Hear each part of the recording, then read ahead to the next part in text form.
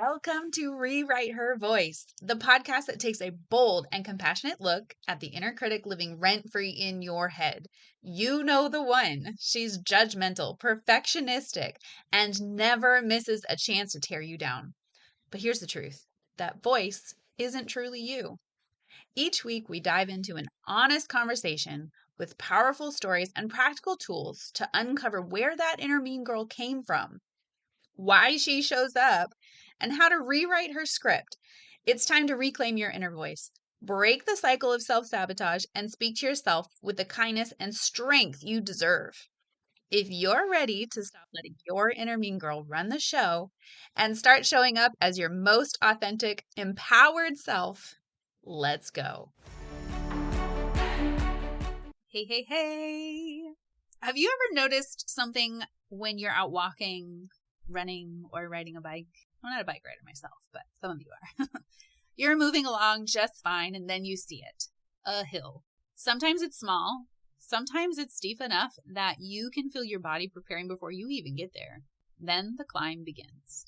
Your breathing changes. Your legs start working harder. Maybe you slow your pace. Maybe you even have to walk for a minute if you're running. But here's what pretty much nobody does. Nobody gets to the bottom of the hill and decides, well, this is harder than I wanted, sits down and stays there for the rest of their life.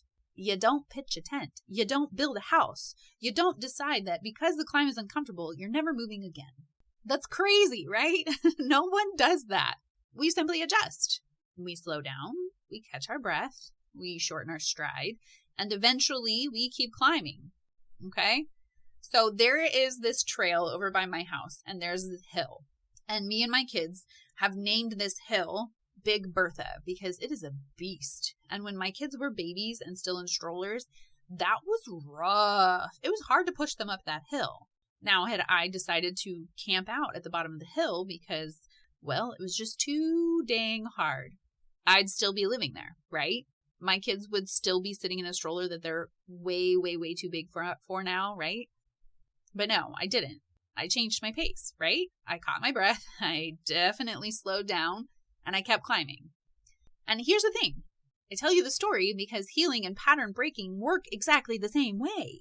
So many of us start recognizing patterns we've carried for years. Maybe it's people pleasing. Maybe it's self-criticism. Maybe it's abandoning ourselves to make someone else comfortable. Maybe it's shutting down or overthinking or avoiding conflict or believing we aren't enough. At first, simply noticing the pattern feels empowering. But then comes the hill. Awareness asks something of us. It asks us to respond differently, to choose something unfamiliar, to interrupt an automatic reaction that's been practiced for years. That's where it gets uncomfortable. And sometimes we mistake uncomfortable for impossible. We think, oh, this is too hard. I can't do this. This must not be working. Maybe this is just who I am. But what if you're simply at the bottom of the hill? What if this difficult moment isn't where your story ends? What if it's simply where the climb begins? So here's something I have to remind myself of often, okay? You don't have to sprint up every hill. Some days your pace will be slower. Some days you'll need more breaks. Some days progress looks like one tiny step instead of 10. And none of that means you failed. It means you're climbing. There's so much pressure in personal growth world to make dramatic transformations overnight. But if you've been with me long enough, you know that is not what I subscribe to. Nah. But that's because real change is usually much quieter than those overnight transformations.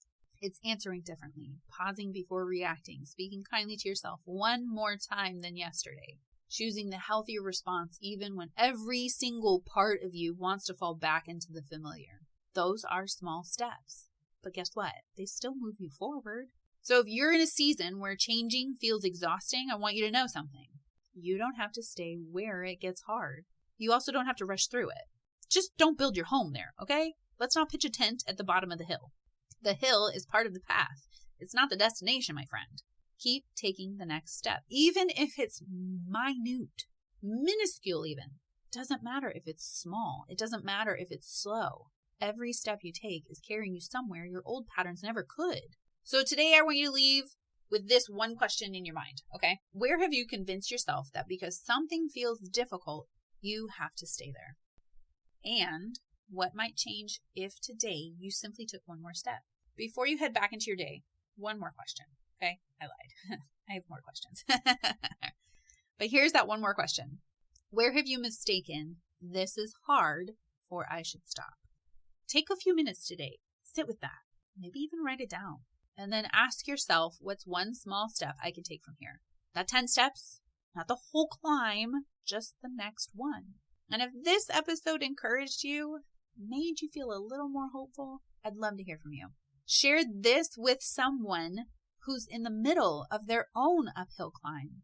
And don't forget, if you're craving a place where these podcast conversations don't end when the episode does, I'd love to invite you to join my email list and our community. That's where we go a little deeper and we ask those bigger questions and we practice this work together in real life because we all need a friend, right? Remember, you don't have to sprint. You don't have to have it all figured out. You just have to keep taking the next step. And remember, you are enough. You, my sweet friend, are worthy and you are loved. Until the next time, be gentle with yourself and keep climbing. Love, Rach. Hey, my sweet friend. Thank you so much for spending time with me today on Rewrite Her Voice. If you loved today's episode, will you hit that subscribe button for me? And be sure to share it with a friend. If you're ready to quiet your inner mean girl and step into your own authentic voice, I would love for you to join me inside our Cultivating membership. Until next time, remember, you are enough.